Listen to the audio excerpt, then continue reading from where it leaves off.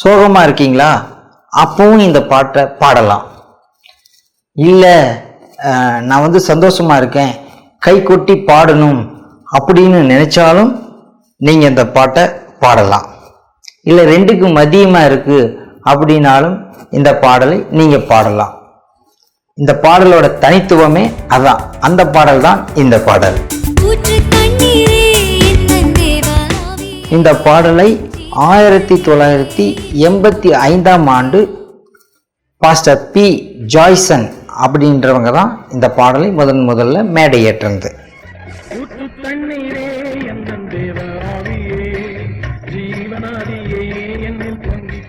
இந்த பாடல் பட்டி தொட்டி எங்கும் படிக்காத பாமர மக்கள் மத்தியிலும் பாடப்பட்டதுங்க. அதுதாங்க இந்த பாட்டோட ஒரு பெரிய வெற்றி. அந்த அளவுக்கு மக்கள்கிட்ட போய் சேர்ந்ததுங்க இந்த பாடல்.